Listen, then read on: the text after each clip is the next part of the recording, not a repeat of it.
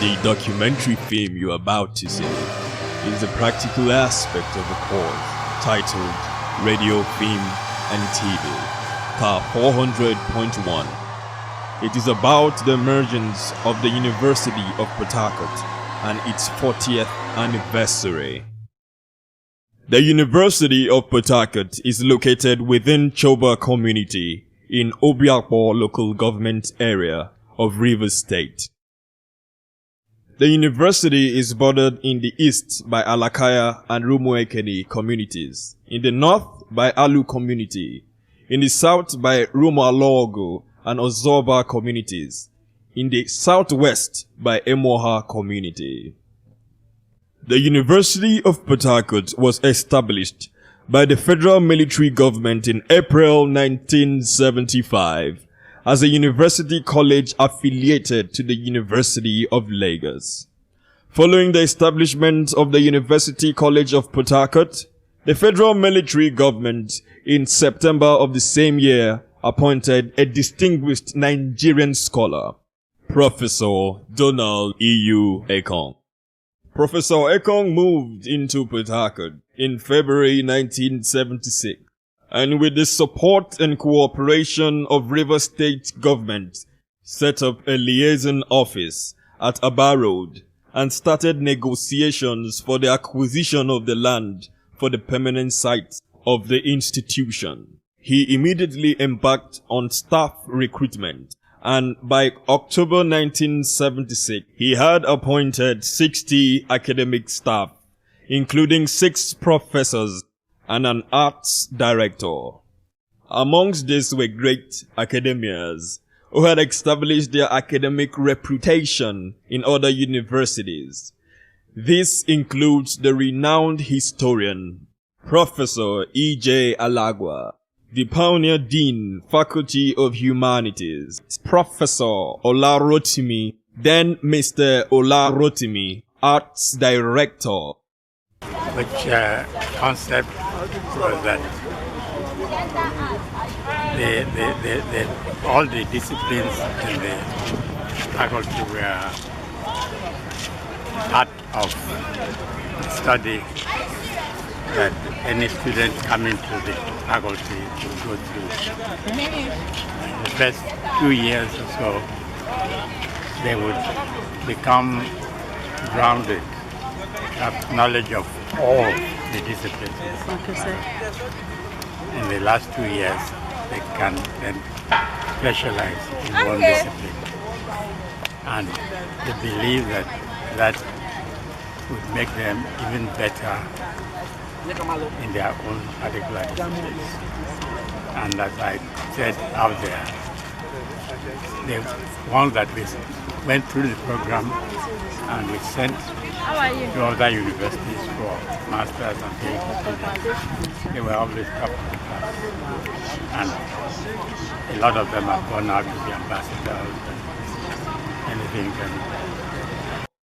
Professor Ekong and his team were never in a hurry to get the institution started. Rather, they spent almost the whole of 1976 planning, structuring, and restructuring the academic policies and curriculum to guide the new institution.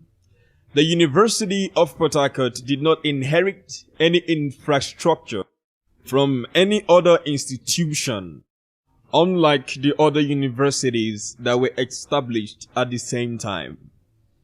Based on this, there was the urgent need to hurriedly put up some emergency structures to enable the institution take off. This necessitated the development of a temporary site, Choba Park, and later the emergency site, now Delta Park. The institution was given university status in 1977 and started its first academic session in October 1977 with degree programs offered in the following schools: School of Humanity, School of Social Sciences, School of Biological Sciences, School of Chemical Sciences, School of Physical Sciences, and School of Educational Studies. Professor Ekong and his team were very creative and innovative people. They wanted entirely a different and unique university, not modeled after any university in Nigeria. And this reflected in the adoption of the school system entirely different from the regular academic structure of the faculty and departmental system obtained virtually in all other universities in Nigeria. In relation to the school system, some members of staff reacted thus. The school system had to go because people felt faculties, the school system did not allow independence of academic units. And therefore faculties were formed so that departments could develop and chart what one could call a credible course for themselves. And so the faculties now took over what was the school system, and then the Faculty of Engineering and a few other new faculties now allied in medicine now had to develop. For example, in biological sciences, you had programs in zoology, botany, microbiology, and a dean could coordinate. But as the university expanded, it was apparent to everybody that we should now get into faculties. In 1982, under the administration of Professor S.J.S. Cookie, the university changed from the school system to the faculty/departmental system. Anyway, as I said, it was not a bad idea. But it was different from what was obtaining in the other universities in the country. And the National Universities Commission had the responsibility of distributing funds to all these universities. And they involved a formula based on the faculty, school, and faculty department system rather than the school discipline system of Uniport. And I gather that the NUC wanted Uniport to change to the traditional system so that they will have the same framework for funding. But the Vice Chancellor of the University of Harcourt bluntly refused. And so this basic disagreement led to the decision of NUC to give the University of Harcourt what it thought were the funds that it needed, rather than what was really on the ground, the requirements that had to be met in terms of capital grants and recurrent grants. Now, as you can imagine, that worked to the disadvantage of the University of Harcourt. Apart from the school system, the administration of Professor Cookie is credited with the establishment of the University of Port Harcourt Demonstration Primary School, the University of Port Harcourt Demonstration Secondary School, the University of Port Harcourt International Daycare and Nursery School, University of Port Harcourt College of Continuing Education, School of Graduate Studies, the Uniport Investment, Uniport Bookshop, Uniport Printing Press, Uniport Filling Station, and Uniport Shopping Complex. These were basically intended to serve as alternative sources of generating income. At present, the university has 11 faculties.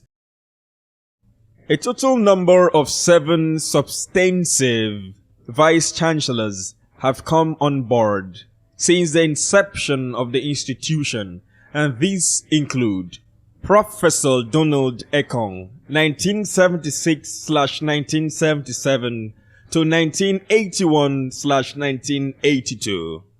Professor S.J.S. Kuke, 1982/1983 to 1989/1990. Professor K.A. Harrison, 1990/1991 to 1992/1993. Professor Theo Vincent, 1996/1997 to 1998/1999. Professor Nemi Briggs, 2000/2001 to 2004/2005. Professor Don Baridam, 2005/2006 to 2009/2010. Professor Joseph Ajenka, 2010/2011 up till date. Unlike most Nigerian universities, infrastructural development in the University of Port Harcourt started from the scratch. Structures, manpower, and facilities were not inherited from any institution. Apart from the old dilapidated trade school building situated in a marshy field in the now Choba Park inherited from the River State government. Permanent infrastructural development as embedded in the University of Port Harcourt master plan was to span within the mass space of the land in the University Park, Abuja Park. Prior to the gradual development of the University Park, temporary structures were sited within the other campuses of the Delta Park and Choba Park that were termed emergency site. These were temporary measures to enhance the smooth takeoff of the institution pending the development of the university permanent site. Infrastructural development within the university since inception has been ongoing with a very sluggish pace, not unconnected with the lack of adequate funding for capital projects from the government. The challenge of development becomes eminent as the institution continues to grow in size. The institution that kick-started with 382 students, 72 academic staff, and 38 non-academic staff in 1977, presently accommodates between 35,000 and 40,000 inhabitants, making up the number of students, staff, and vendors operating within the environment. The wide ratio of increase presupposes the necessity of providing basic infrastructures that will enhance the coexistence of these inhabitants. Necessity demands that for the effective and smooth functionality of the University of Port Harcourt society, housing a well-trained manpower of this magnitude, some specific basic infrastructures should be in place. It has been a thing of no compromise in relation to maintaining peace and security on the campuses. Let's hear from the Chief Security Officer. Yes, from my own part of the job that I'm doing is just to have you can't say a crime-free, no. You just have a very congenial, peaceful environment that will support learning and research in Uniport. And that means crime will be as low as possible. There is no society that can wipe crime out. So, but you can keep it very minimally, and it will not in any way affect your daily activities. It is our hope and I believe that going by the security measures we have put in place, and the ones that are to unfold. Because in the security architecture that I planned for this university, for the time I'm here, everything is phased. I'm in the second phase of it, where we're trying to see that security equipment and all these things are available, because they aid the security job. Certain equipment have been procured. This walkie-talkie was not there as it is now. We can communicate from airport. We can communicate from right inside town. We say here, we call anybody, the people at CCE. So wherever we have our facility, we should be able to reach them. And when they are in distress, they call. And we can reach out to law enforcement agencies for immediate assistance. The university has fully paid for 2 units of bomb detectors, which we shall use, because this is an era of terrorism. We have to be proactive. We have undercar video inspection equipment, which the university has procured. We have 4 units that are to be deployed at the 4 gates of the university, and all the rest. There are a host of things. You see the construction that's going on at the entrance of this campus through the Allo Drive, through the Allo Gate Drive.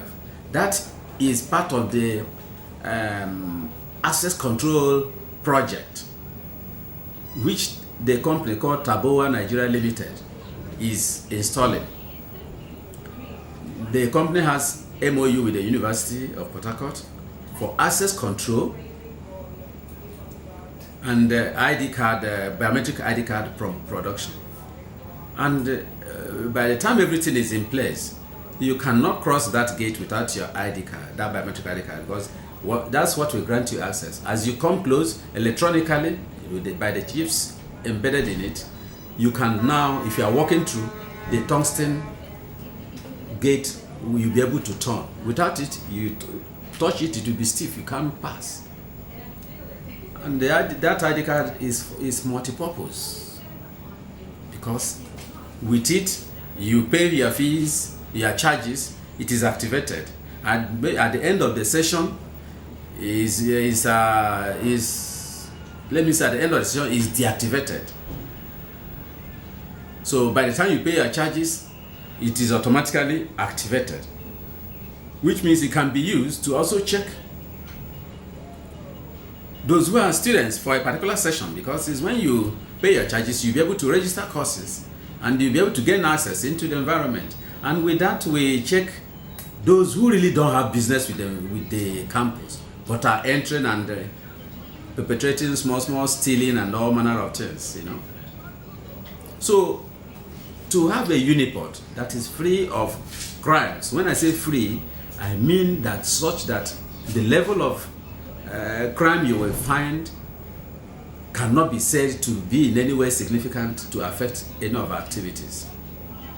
And again, such environment where people will be responsive to their environment, having reasonable knowledge of security, both personal security and environmental security.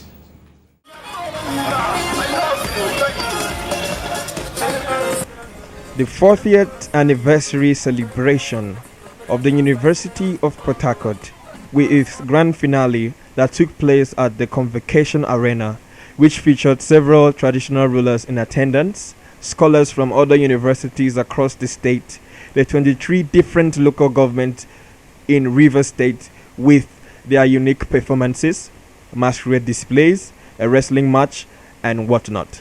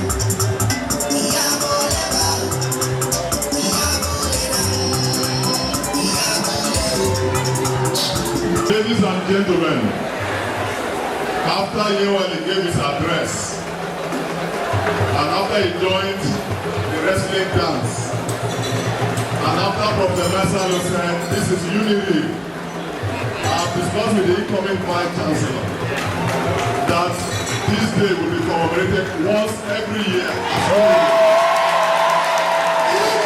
Different faculties came out in numbers to celebrate the unique institution that has given birth to giants all over the world.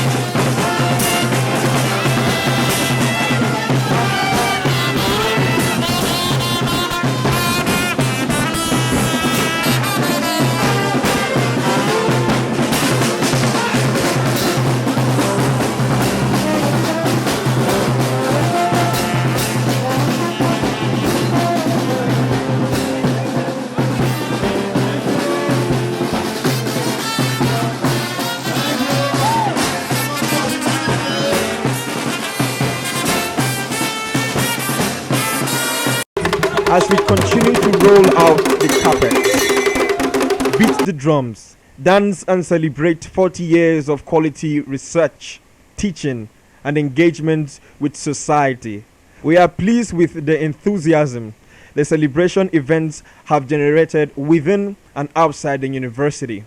Since the celebration commenced on January 26 this year, the various faculties and colleges have put up superlative individual shows of celebration, which have made the university very vibrant in the last several months. Within Faculty of Humanities, the Emeritus Professor,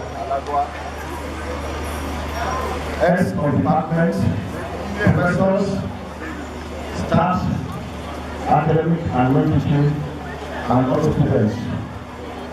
We gathered here this afternoon, not because we just want to have fun of this or because we do not have enough task work to do, but because of the love of Faculty of Humanities for this university under the leadership of Professor George Edmund. Uniforms are 40 and essentially Faculty of Humanities are 40. As an entrepreneurial university, we are looking up to the next 40 years with renewed confidence in our capacity to advance the frontiers of human knowledge. To be dean of student affairs of any university, especially a university like Port Harcourt, is not a debate. I'm sweating it out. The sophistication of the students, their level of nationality is so high that you need to operate at that level, otherwise you won't be able to manage them. And you know this university is also complicated because it is cosmopolitan in orientation. You have students from all over the country, even outside the country in the University of Port Harcourt today. So the challenge is increasing. But I can assure you that once you are open to the students and you are truthful, you tell them the truth, they will listen. They know when you are telling them the truth. So one of the instruments of leading them is honesty. And I know that for the university to have clocked 40 years, not a joke. And from the story they told you, we moved from Chuba Park to Delta and now to here. You can see the changes over 40 years. I can tell you we have graduated thousands and thousands of students in the last 40 years. Some of them in your field are doing extremely well in the Nollywood industry. They made us proud. Every field of human endeavor, including producing the president of a country. It's not a joke. So we have every reason to be very proud. But the challenges ahead clearly are not easy. I'm a 300 level student in the Faculty of Pharmaceutical Sciences, the Department of Pharmacy. Uniport is currently celebrating their 40 years of existence. What's your take on that? How do you see the environment? Do you think it's worth celebrating? What have they accomplished so far? Okay, actually, Uniport at 40, just like every other institutions in the world, Uniport celebrates our year, our 40th anniversary this year, 2015. And of course, we are very, very proud because since 1975 to 2015 is 40 years. And we are very, very happy. We have succeeded as an institution so far because with the look of things, our development, the number of graduates, and what these graduates have gone into the professional market to become valuable to their various society, I think Uniport have achieved so much. In general, I would say Uniport is a very good institution for me, and I would say that particularly I always say to people that Uniport is one of the sincere schools I know of as per admissions and all that, because when I came into the school, I came through basic and I didn't have to know anybody to be in the school.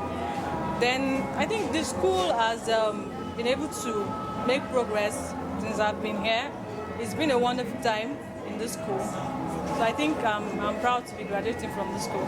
I would like to say Uniport is a very nice school and it's a unique school which everybody knows about. Everybody, even outside people, want to come to Uniport. It's a very nice school, seriously. I love the school. Now, for people who perhaps jam bites or those who want to get into the school, I think Uniport is the place for you to be, okay? And it's going to widen your horizon. It's going to teach you a lot of things. I think it's actually the best so far. It's the best. Today is not a day of too many speeches, but today is the day we want to celebrate University of Port Harcourt at 40. From 1976 to 2015 is not an easy trek. So we want to say a very big thank you to our students who have kept faith, even our alumni who have always contributed in one way or the other to ensure that this university still stands. University is a university to reckon with all over the world. Any University of Port Harcourt product is a product that is recognized internationally, and we know what our worth is. So the University of Port Harcourt is not a university to be emphasized. So I want to say a very big thank you to the management for putting this up, for allowing us to celebrate with them.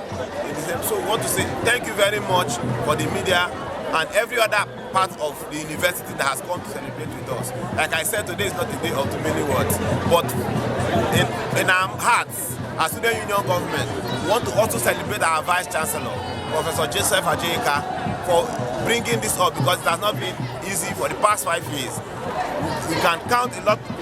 The development he has brought to the University of Port Harcourt is uncountable, ranging from the buildings and the power that he wants to stabilize and every other part of the university, and even in the academic level. So I want to say a very big thank you to God for giving us Professor Joseph Ajayika as our Vice Chancellor. And we pray that we will also work with the next Vice Chancellor who is coming up, because we believe that he's a man that has the fear of God. And we believe we are going to have a working relationship with him like we have had with outgoing Vice Chancellor. Thank you very much. Distinguished personalities have passed through her bosom over the years. Personalities who occupy commanding heights in various spheres of economy and also in governance.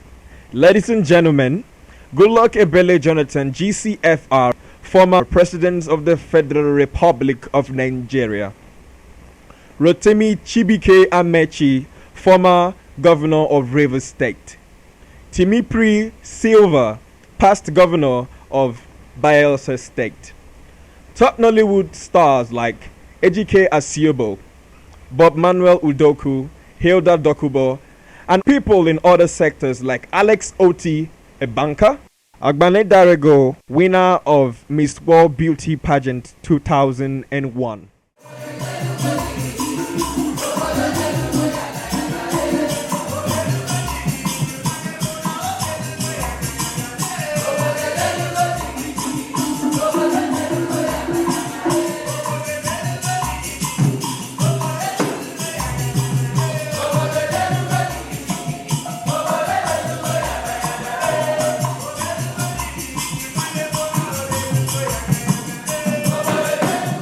As the popular saying goes, life begins at 40. Uniport since 1975 has embarked on a steady trajectory as an academic institution with excellence, offering quality education and moral succor to millions of youth in the country and abroad, serving their motto for enlightenment and self-reliance. University of Port Harcourt, you have served humanity over the years through lifelong learning, advancement of knowledge, community service and policy-relevant research that has strengthened the contemporary civil society. Indeed, there is a sign of character and learning eminent in the great personalities that have emerged from your bosom. As you celebrate 40 years of excellence this year, we are looking forward to 40 more years growing from strength to strength.